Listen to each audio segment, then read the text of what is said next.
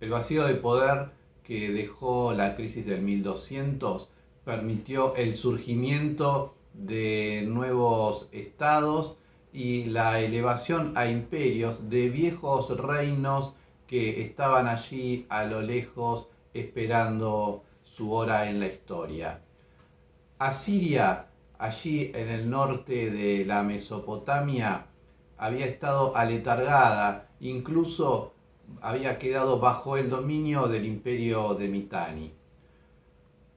Con la desaparición del reino de Mitanni, la desaparición del imperio hitita y la falta de influencia y hegemonía de Egipto en la región de Siria y Palestina, permitió que Asiria pudiera crecer y expandirse y salir de sus fronteras y salir a la conquista de la región del corredor sirio-palestino, de la región de Anatolia, y pretender quedarse con todos aquellos territorios que alguna vez habían sido parte de los grandes imperios.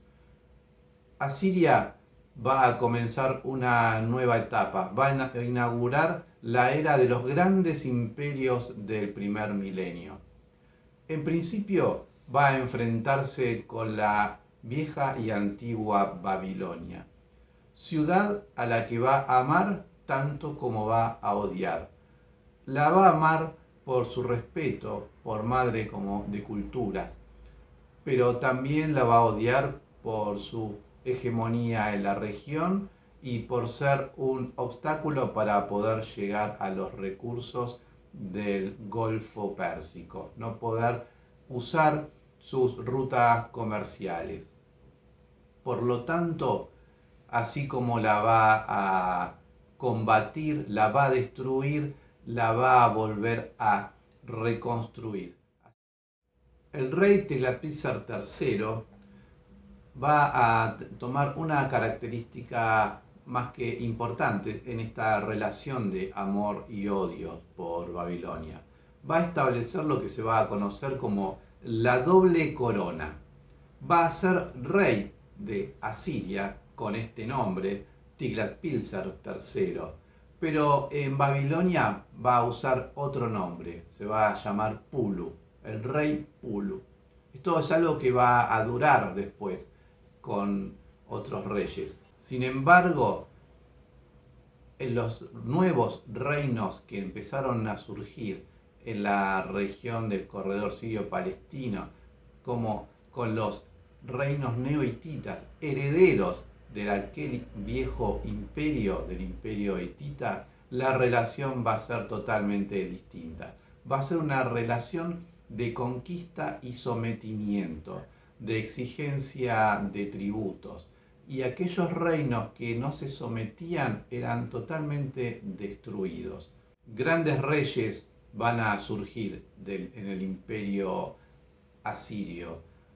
Van a conformar un imperio sólido, pero también un imperio que va a ser conocido por su crueldad. El ejército asirio va a ser la estructura fundamental de este imperio. A partir del reinado de Assur-Nasirpal como de Tiglatpilesar III, el ejército se va a hacer profesional. El campesinado asirio va a dejar sus herramientas de labranza para dedicarse a la conquista. La crueldad va a ser la carta de presentación del ejército asirio. En las representaciones y en los frisos de los palacios de los reyes de Asiria se pueden ver imágenes de tortura, de decapitaciones y de todas formas de maltrato como formas de recibir a los embajadores que iban a los palacios de Asiria. De esta forma, estos embajadores o los reyes sabían y entendían que si no se sometían a la voluntad de los reyes asirios, les esperaba un destino cruel. En esta relación de conquista y sometimiento hay dos casos muy particulares durante el reinado de Sargón II y tiene que ver con el sometimiento que va a hacer hacia las ciudades fenicias, que van a doblegarse y van a hacer el pago de tributos, de impuestos, y van a disponer de sus rutas comerciales para llevar y traer productos al interior de Asiria.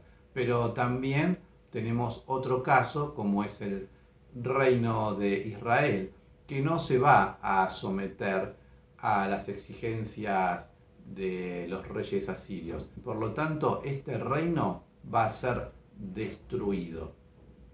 Va a sobrevivir el reino del sur, Judá, que sí se va a someter al pago de fuertes tributos impositivos exigidos por los reyes asirios. Las distancias no fueron un problema para los reyes asirios que salieron a las conquistas de territorios tan lejanos como el Elam, del otro lado de los Sagros, como el reino de Egipto, allá en el norte de África, con el rey Asurbanipal, el último gran rey de este imperio. El imperio asirio conoció una extensión que fue desde Anatolia al Golfo Pérsico y desde la región del Elam hasta Egipto.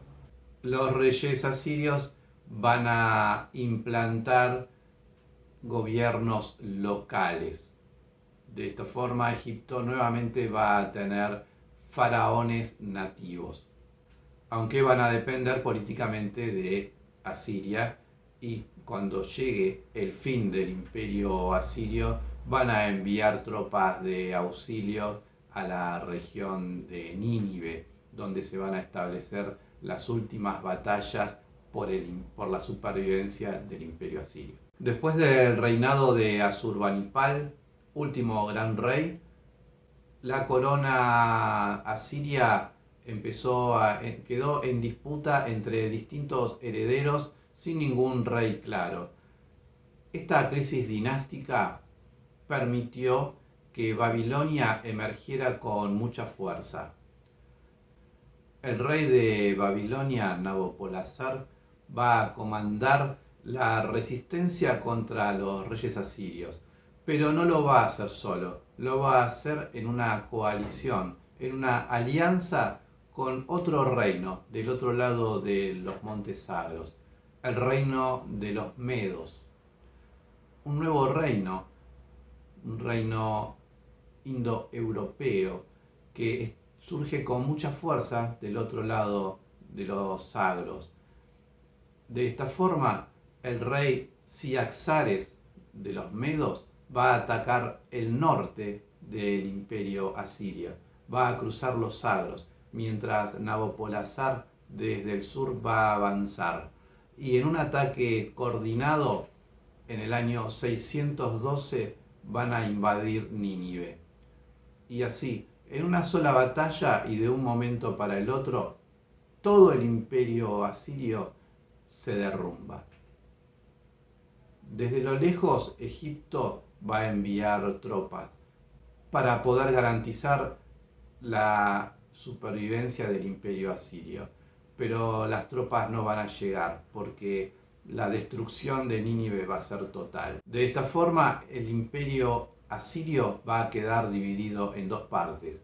La región norte para los medos, mientras que el sur, centro de lo que hoy es la región de Siria, Jordania e Irak, va a quedar para Babilonia. Y se va a inaugurar un nuevo periodo que se va a conocer como el reino neo-babilónico.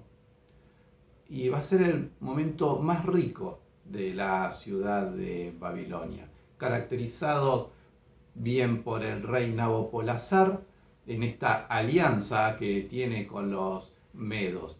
Pero quien va a llevar a este reino a su momento de mayor esplendor va a ser el rey Nabucodonosor. Nabucodonosor va a ser el gran rey de este periodo. Este rey se va a convertir en el gran conquistador del periodo y también va a ser el árbitro en los conflictos internacionales. Va a embellecer la ciudad de Babilonia y de este periodo es lo que se conoce, según Heródoto, los jardines colgantes de Babilonia, que según se cuenta la historia o el mito, su esposa Amitis, que era de origen medo, extrañaba las montañas, los árboles y los bosques de su reino. Por lo tanto, el rey de Babilonia embelleció su ciudad. Árboles y terrazas que estaban en los zigurats y en los palacios daban la idea de un jardín colgante. O por lo menos eso es lo que creyó ver Heródoto. Entre las obras de embellecimiento de la ciudad se puede nombrar un dato más que interesante: la puerta de Ishtar y la vía de procesión. La puerta de Ishtar consiste en un gran arco hecho de cerámica azul o de esmaltado azul. Una técnica muy difícil de reproducir y que poco se sabe de cómo se logró ese azul esmaltado que daba la sensación de lo que hoy podríamos pensar como una especie de azulejo o de vidrio. Una técnica totalmente desconocida hasta ese momento. La puerta de Ishtar con la vía procesional se usaba para la festividad del Año Nuevo y lo que se conocía como las bodas sagradas, que consistía en el acto de el rey junto a una sacerdotisa en el gran templo del dios Marduk, donde allí tenían relaciones sexuales el rey y la sacerdotisa para poder garantizar la fertilidad y la buena aventura del nuevo año. Heródoto, cuando visita Babilonia, queda espantado con lo que él va a conocer y va a denominar la prostitución sagrada. En los 9 libros de la historia, Heródoto, en el capítulo dedicado a Clío, la musa de la historia, relata lo que él denomina una práctica infame. La costumbre más infame que hay entre los babilonios es la de que toda mujer natural del país se prostituya una vez en la vida con algún forastero, estando sentada en el templo de Venus. Después que una mujer se ha sentado allí, no vuelve a su casa hasta tanto que alguno le eche dinero en el regazo y sacándola del templo satisfaga el objeto de su venida. No es lícito rehusar el dinero, sea mucho o poco, porque se le considera como una ofrenda sagrada. Ninguna mujer puede desechar al que la escoge, siendo indispensable que le siga y después de cumplir con lo que debe a la diosa se retira a su casa. Heródoto, que venía de la cultura griega, una cultura prácticamente misógina, desconoce por completo las prácticas y la cultura en Mesopotamia. Si bien es cierto que en Babilonia existió algún tipo de culto relacionado con la fertilidad, esta práctica no tiene nada que ver con lo que ni Heródoto ni hoy en día consideramos prostitución. La puerta de Ishtar y la vía procesional fueron descubiertas por el arqueólogo Robert Koldewey en 1899 y fue desarmada y llevada a Alemania. Actualmente se exhibe en el Museo de Pérgamo en Berlín. En el lugar donde estaba la puerta original se encuentra una réplica. Desde los años 80, ahí hay una pequeña puerta de dimensiones muy distintas a la original. allí está, esperando que devuelvan este tesoro a su país original. El Imperio Medo va a salir a la conquista de la región de Anatolia. Allí se va a enfrentar con el reino de Lidia. Sin embargo, va a ocurrir un dato muy curioso. El día en que se enfrentan ambos ejércitos, ejército medo y ejército lidio, ocurre un eclipse. Los ejércitos no se enfrentan, tienen miedo. Entienden esto como un mensaje de los dioses. El rey de Babilonia acude como árbitro y establece el río Jalis como límite fronterizo entre ambos reinos. La historia usa a otras disciplinas, lo que se conoce como disciplinas auxiliares. En este caso, la astronomía. Gracias a los astrónomos y el uso que han hecho de este dato histórico, se pudo establecer día, fecha y hora del eclipse. Este eclipse ocurrió el 28 de mayo del año 585, a las 15:41 horas. Quizás es el dato más absoluto que se tenga de un hecho histórico. Pero este hecho y este dato también sirvió como mojón y punto de partida para poder establecer otros datos más adelante o hacia atrás. Ahí también reside la riqueza de este dato, en poder establecer otras cronologías de otros hechos históricos. En la expansión hacia la región del Mediterráneo, el rey Nabucodonosor va a dirigirse al reino de Jerusalén, que no se va a someter a las exigencias de Babilonia. Por lo tanto, va a ser destruido este reino. Se va a destruir lo que se conoce como el primer templo de Jerusalén, templo dedicado al dios Yahvé. La población va a ser deportada. Por supuesto que no toda la población, sino la cúpula, la clase dirigente, los artesanos, personal especializado, van a ser trasladados a la ciudad de Nippur y allí se van a quedar. Esto es lo que se conoce como el cautiverio de los judíos en Babilonia.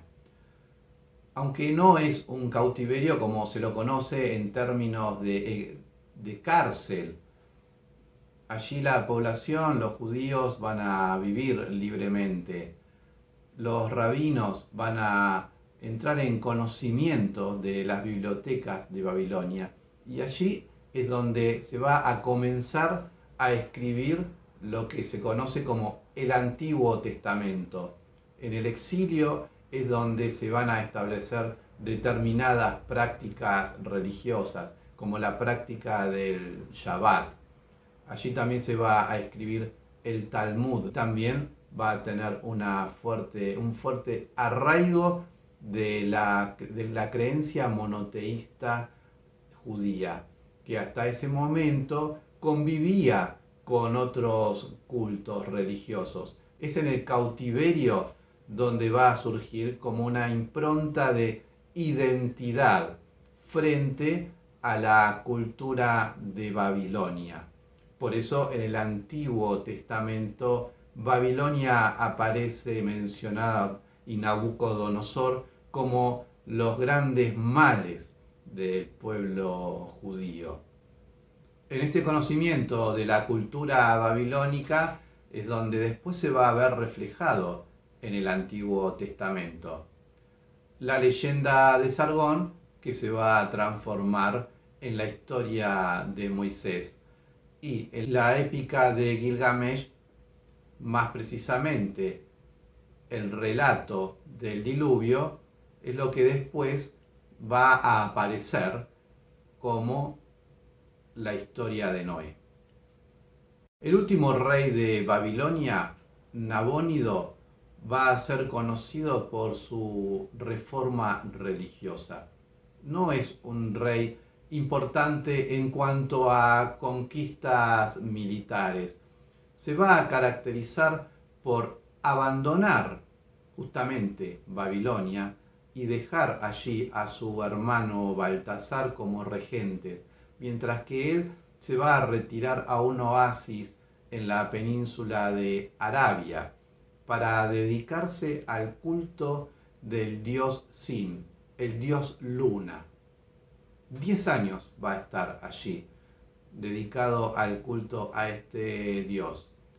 Hay quienes sostienen que en realidad lo que fue a hacer allí fue a controlar las rutas comerciales de las caravanas que iban y venían por el costado del Mar Rojo hacia la región de Egipto o el norte de Mesopotamia. Recordemos que para este periodo ya se ha domesticado el camello y se pueden hacer largas travesías y se han establecido nuevas rutas comerciales. Por lo tanto, Nabónido lo que hace es ir a controlar personalmente estas rutas. Mientras Nabónido está lejos de su reino, rindiéndole culto al dios Sin o controlando las rutas comerciales, del otro lado de los Sagros surge un nuevo reino, el reino de los persas, que va a absorber rápidamente lo que había sido el reino medo. Va a conquistar el norte, la región de Anatolia y el norte de Mesopotamia, todo aquello que correspondía al imperio medo. Solo le queda por conquistar Babilonia. Allí va a acudir.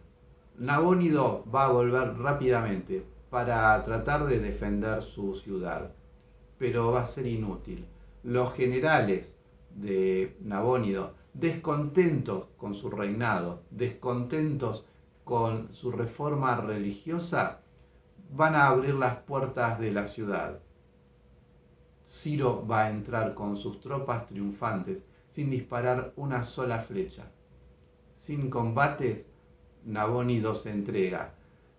Cae la ciudad y pasa a ser parte del imperio persa.